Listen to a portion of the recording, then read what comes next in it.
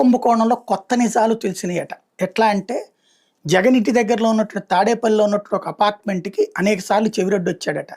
దాంతోపాటు కసిరెడ్డి రాజశేఖర రెడ్డి దగ్గర ఉన్నటువంటి ఒక ఎంప్లాయీ కూడా ఉండేవాడట.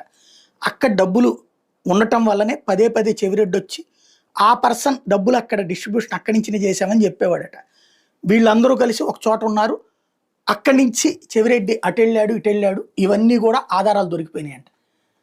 తాడేపల్లికి 1,00,000 సార్లు వచ్చి ఉంటాడు చెవిరెడ్డి. తాడేపల్లి ఏంటి? జగన్ ఇల్లు. ఆ చుట్టుపక్కల అపార్ట్మెంట్లలోనే సజ్జల రామకృష్ణారెడ్డి, వైవి సుబ్బారెడ్డి వీళ్ళందరూ ఉన్నారు అక్కడే. ఆ ఏరియాలో ఇళ్ళు, ఆ ఏరియాలో అపార్ట్మెంట్లని ఆఫీసులుగా అది అందరికీ తెలిసిన సత్యం. ఆ చుట్టుపక్కల అపార్ట్మెంట్లోనే. దానికి అక్కడ భోజనాలు అవి కూడా ఆ అపార్ట్మెంట్లోనే ఏర్పాటు చేసేవాళ్ళు ఎవరైనా వెళ్తే కనుక గెస్ట్లకి. ఆటెట్లో అపార్ట్మెంట్లోనే డబ్బులు ఉన్నాయి, ఆ డబ్బులు ఇతను పట్టుకెళ్ళాడు.